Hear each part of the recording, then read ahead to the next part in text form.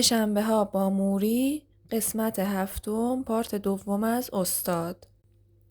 موری که من میشناختم و آن موری که خیلی ها میشناختند، شاید اگر سالها در یک بیمارستان روانی واقع در هومه واشنگتن به نام چستنات لوج کار نکرده بود، آدم دیگری میشد. بعد از اینکه فوق لیسانس و دکترایش را از دانشگاه شیکاگو گرفت، به عنوان اولین شغل در این بیمارستان مشغول کار شد. بعد از کنار گذاشتن پزشکی و حقوق و تجارت، موری به این نتیجه رسیده بود که در کار تحقیق خواهد توانست بدون صدمه به دیگران خدمتی بکند. به موری یک بودجه تحقیقاتی داده شد تا بیماران روانی را تحت نظر داشته باشد و درمانهای آنها را ثبت کند. اگرچه این کار این روزها عادی است، ولی در دهه 50 خیلی عجیب و انقلابی بود. موری بیمارانی را میدید که تمام روز فریاد میکشیدند، بیمارانی که لباس زیرشان را کثیف میکردند، بیمارانی که حاضر نبودند غذا بخورند و باید یکی دست و پایشان را میگرفت و به آنها از راه رگ دوا و غذا میداد. یکی از این بیماران زن میان سالی بود که هر روز از اتاقش بیرون می آمد و دمرو روی کاشی‌های راهرو دراز می کشید. ساعتها همانجا می ماند و دکترها و پرستارها از کنارش رد می شدند. موری با شگفتی و ترس تماشایش می کرد و یادداشت بر می داشت، چون کارش همین بود. هر روز همین کار را می کرد. صبح می آمد بیرون، روی زمین دراز می کشید و تا شب همانجا می ماند.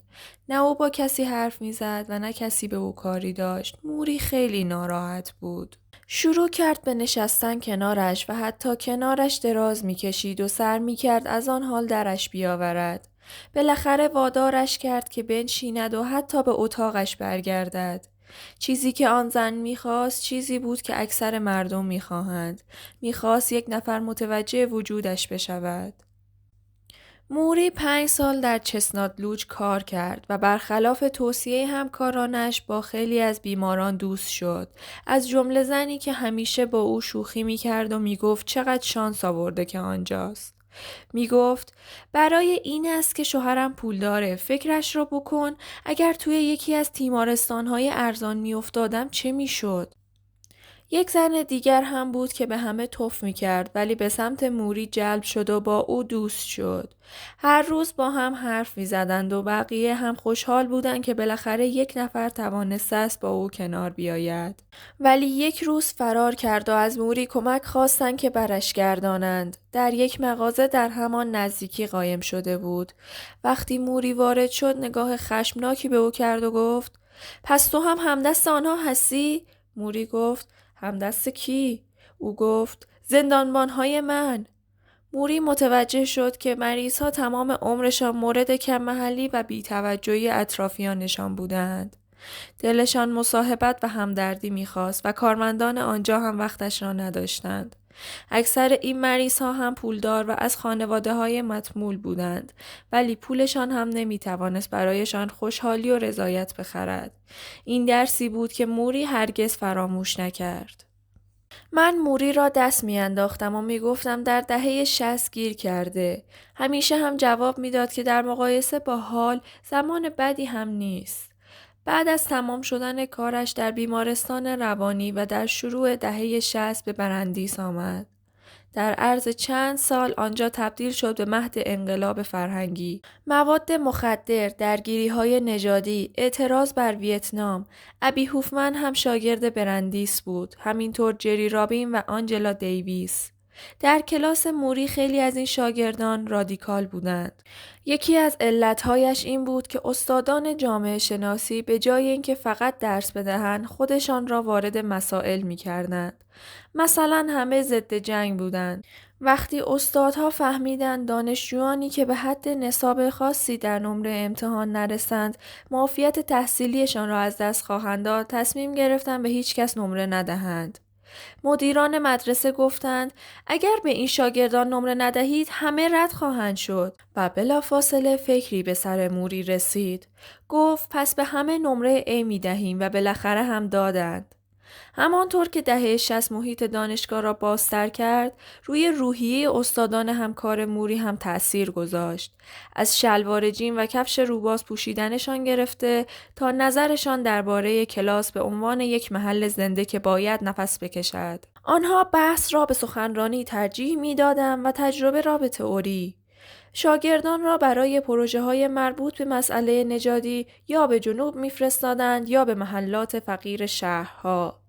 با هم برای تظاهرات به واشنگتن می‌رفتند و موری هم اغلب با اتوبوس شاگردانش می‌رفت.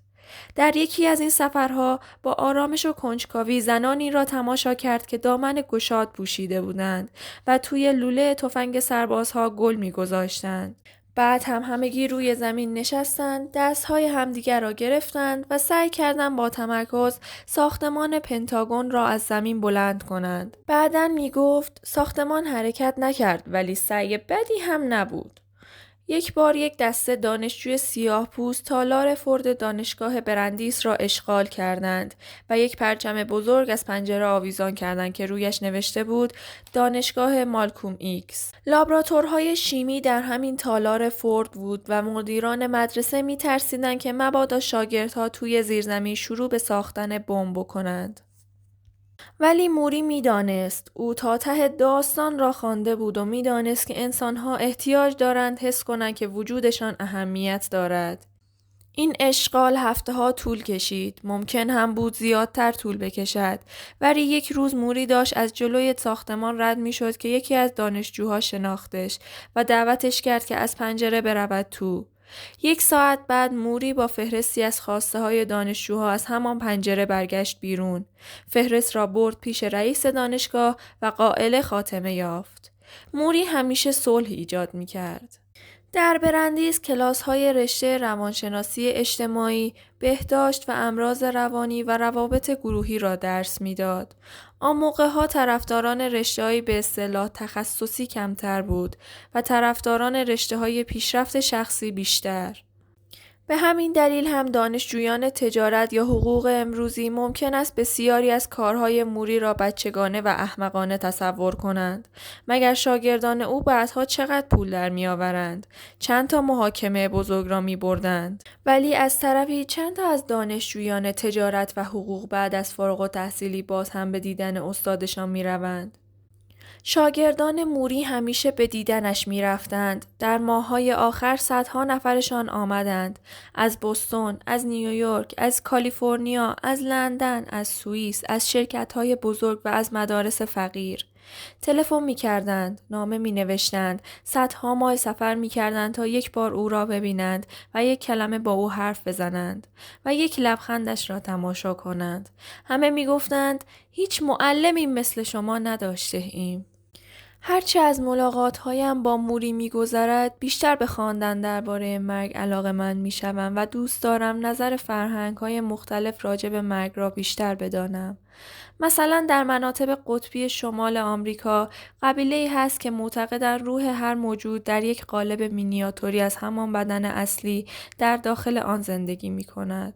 یعنی درون یک گوزن کوچک است و در من انسان یک انسان کوچک.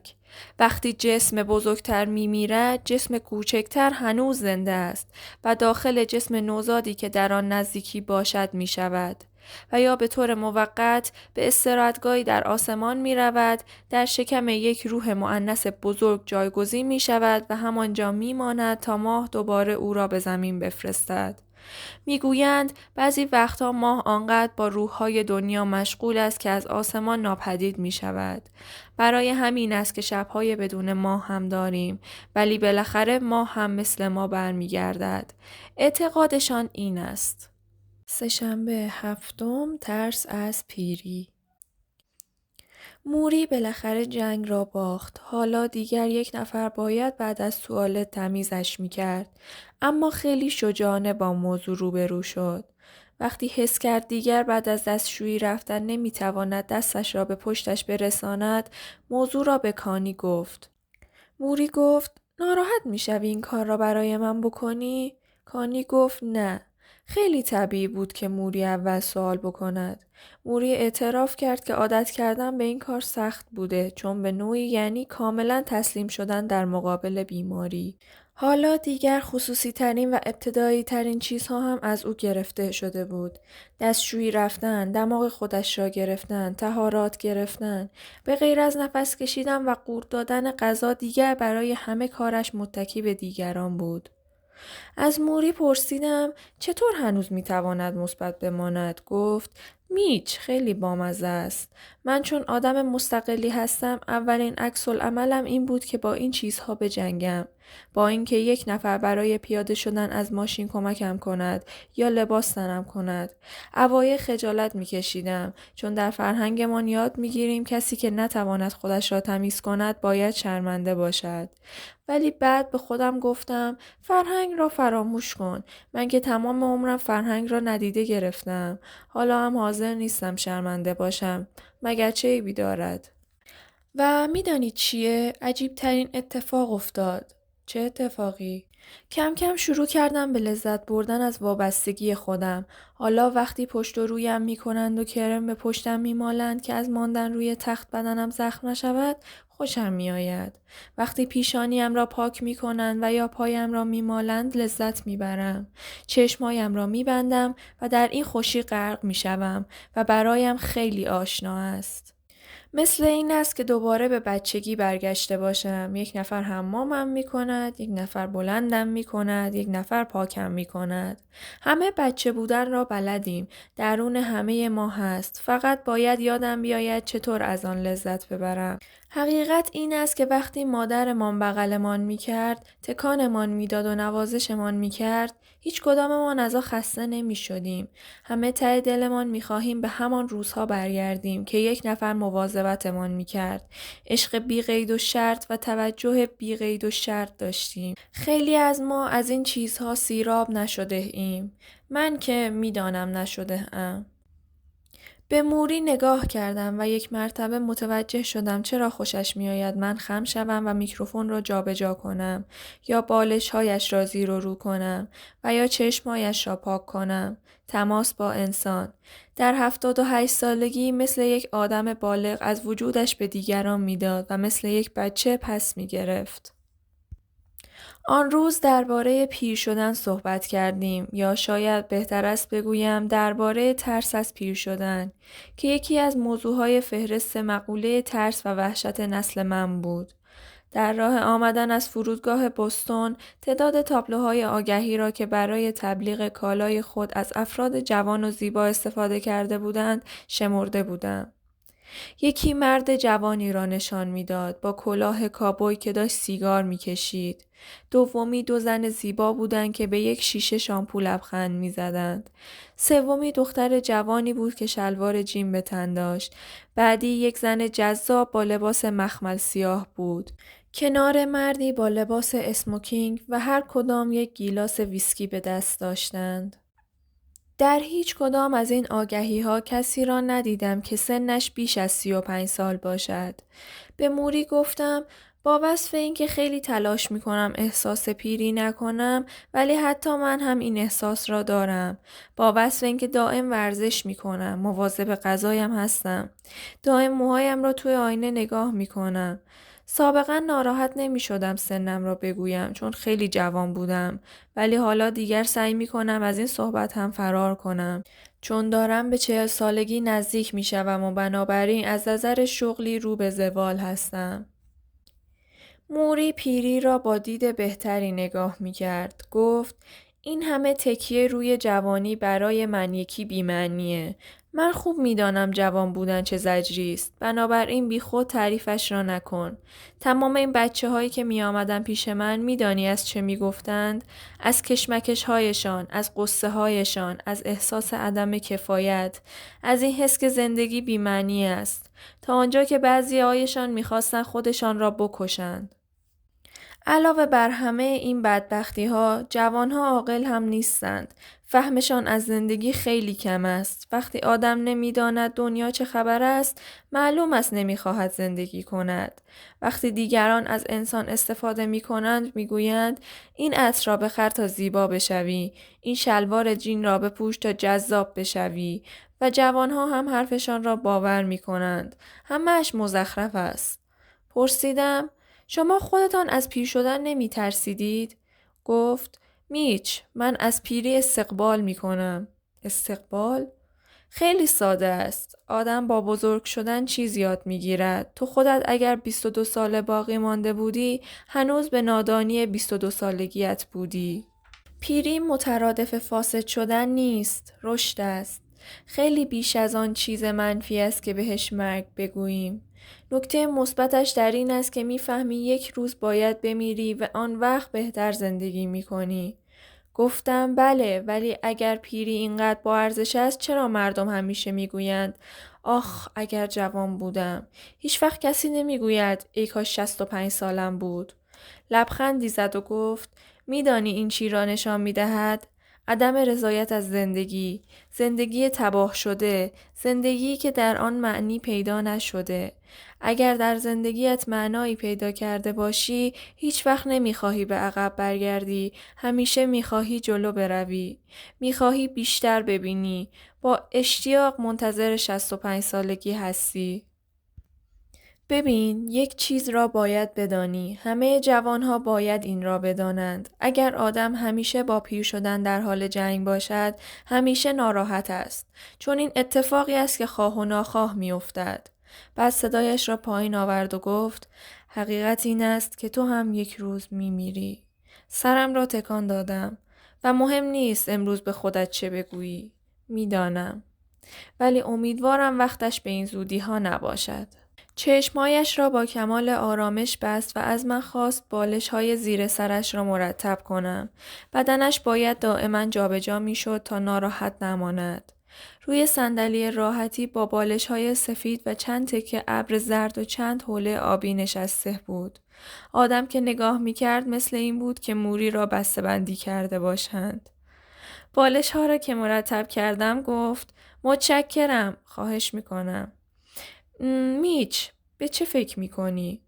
قبل از جواب تأملی کردم.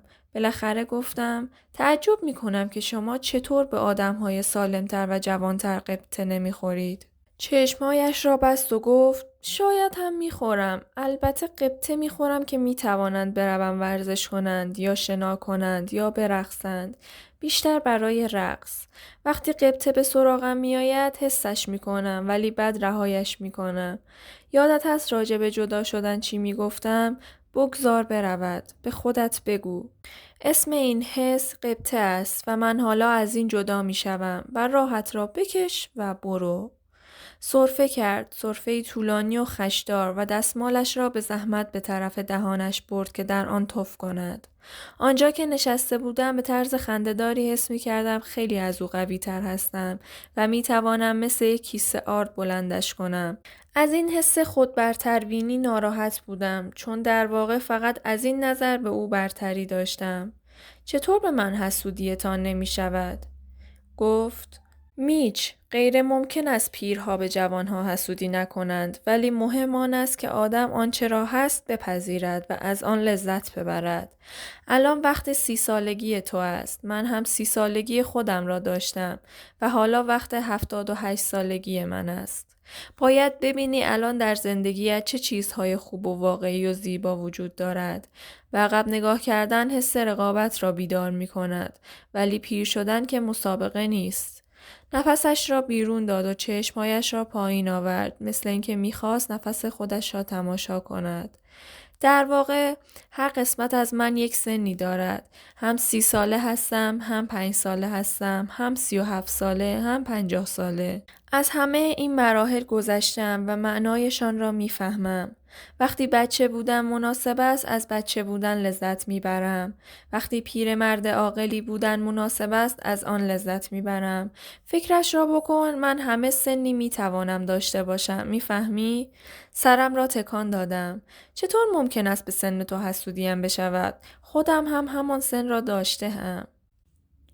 سرنوشت سقوط می کند و بسیاری تیره ها تک تک خود را به مخاطره می اندازند. V.H. اودن، شاعر مورد علاقه موری. سه‌شنبه 8 پول. عنوان روزنامه را بالا گرفتم که موری هم خوب ببیند. نوشته بود نمیخواهم روی سنگ قبرم بنویسند این شخص هرگز شبکه تلویزیونی نداشته. خندید و سرش را تکان داد. آفتاب صبح از پنجره پشت سرش به تو میتابید و روی برگ‌های یاس بنفش که روی لبه پنجره بود میافتاد. عنوان روزنامه به نقل قول از تد ترنر، بیلیونر بزرگ و صاحب CNN بود که اخیراً نتوانسته بود شبکه تلویزیونی CBS را بخرد.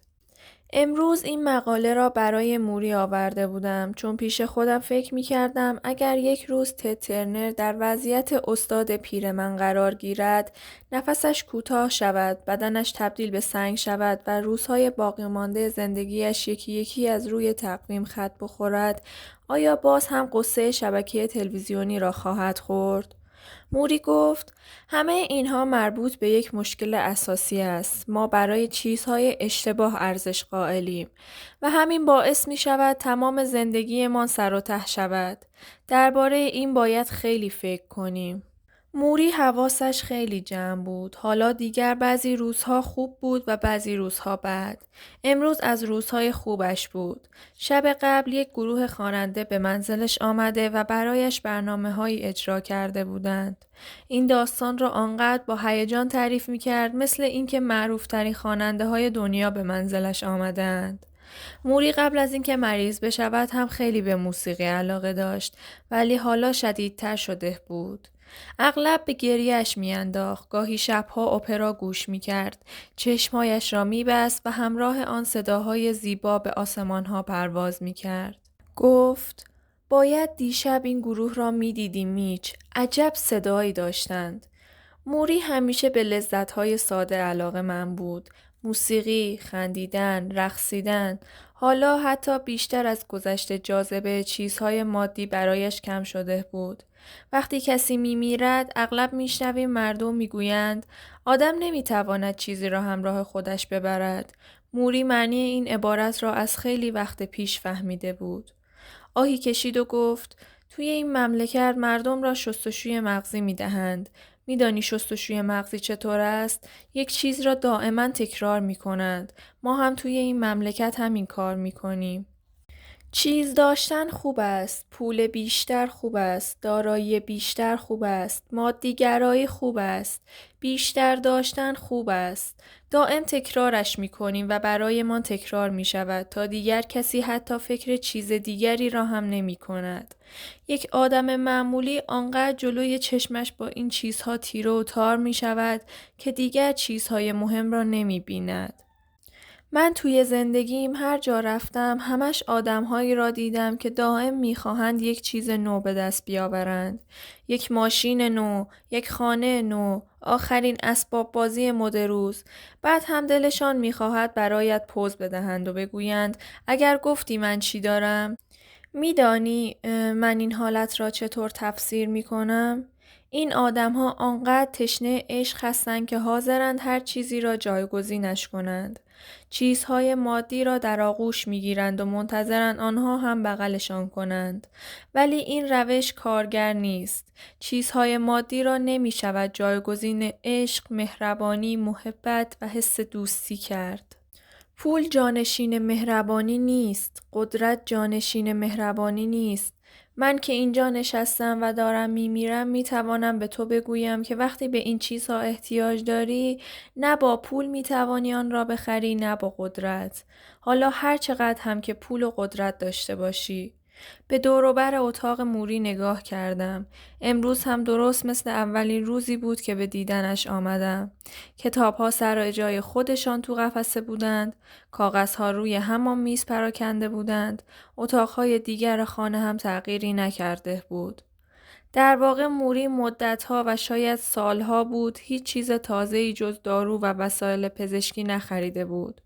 روزی که فهمید دارد میمیرد تمام علاقه‌اش را نسبت به خرید از دست داد.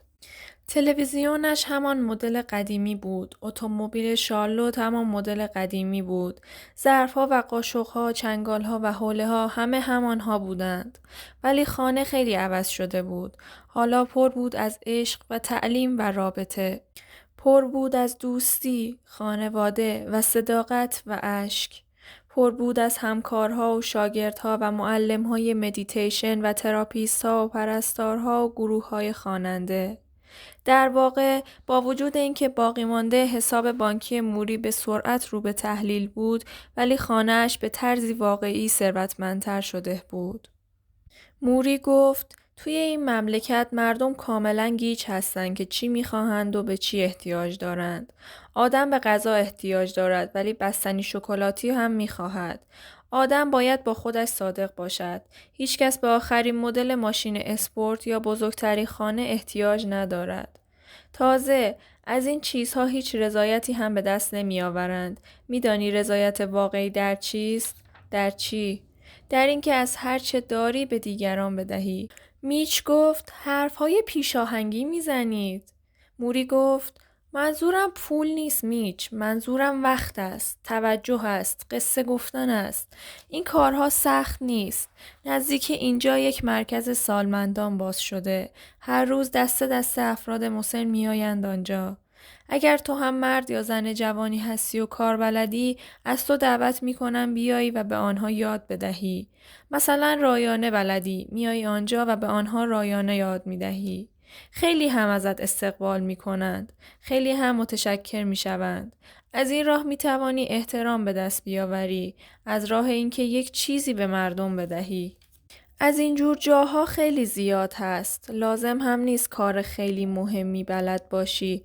توی بیمارستان ها و آسایشگاه ها اینقدر آدم های پیر هستن که فقط کمی مصاحبت میخواهند.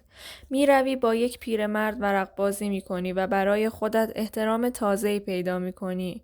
چون وجودت مفید شده. یادت هست راجع به معنی پیدا کردن در زندگی چی گفتم؟ این را نوشتم ولی خودم از حفظم. خودت را وقف عشق ورزیدن به دیگران کن. وقف جامعه اطرافت کن و وقف کاری که به زندگیت هدف و معنا بدهد. بعد با پوزخندی گفت دیدی؟ توی این جمله هیچ حرفی از حقوق ماهانه نبود. من بعضی از جمله‌های موری را توی یک دفترچه یادداشت می‌کردم. بیشتر به این علت این کار را می‌کردم که نمی‌خواستم تو چشم‌هایم نگاه کند، فکرم را بخواند و متوجه شود که در تمام زندگیم بعد از فارغ التحصیلی دقیقاً دنبال همین چیزهایی بودم که او دارد سرزنش می‌کند. اسباب بازی‌های بزرگتر، خانه بهتر. چون کارم با ورزشکارهای پولدار و مشهور بود خودم را قانع کرده بودم که احتیاجاتم واقعی است و حرصم در مقابل آنها هیچ چیزی نیست. ولی خودم را گول می زدم. موری این را برایم روشن کرد. میچ، اگر می‌خواهی برای آدم‌های طبقه بالا پوز بدهی زحمت نکش. آنها همیشه به نظر حقارت نگاهت می‌کنند. اگر هم می‌خواهی برای زیر دست‌هایت پوز بدهی باز هم زحمت نکش، چون فقط حسودیشان را تحریک می‌کنی. این نوع شخصیت کاذب تو را به جایی نمی‌رساند. فقط قلب باز است که به تو اجازه می‌دهد در چشم همه یک جور باشی. کمی مکث کرد، نگاهی به من کرد و گفت من دارم میمیرم، نه؟ چرا؟ فکر میکنی چرا برایم مهم است که مشکلات دیگران را بشنوم؟ مگر خودم به اندازه کافی درد و رنج ندارم؟ البته که دارم، ولی مفید بودن برای دیگران باعث می شود احساس زنده بودن کنم. ماشین و خانه این کار را نمی کند. قیافم تو آینه هم مهم نیست. وقتی وقتم را به کسی می دهم، وقتی باعث می شوم آدم قصه‌داری لبخند بزند، بیشتر از همیشه احساس سلامتی می کنم. کارهایی را بکن که از قلبت می آید. وقتی اینطور بودی احساس نارضایتی نمی کنی. حسودی نمی کنی. چشمت دنبال مال دیگران نیست. برعکس، از آنچه به دست خودت می آید هم تعجب می کنی. سرفه‌ای کرد و دستش را به طرف زنگ کوچکی که روی صندلی بود دراز کرد. چند بار سعی کرد برش دارد تا اینکه بالاخره من زنگ را برداشتم و دادم دستش. گفت متشکرم. به آرامی زنگ را تکان داد. میخواست توجه کانی را جلب کند. گفت این تد ترنر برای سنگ قبرش هیچ فکر دیگری نمیتوانست بکند؟ هر شب که به خواب میروم میمیرم و بیداریم تولدی است دوباره. مهاتما گاندی.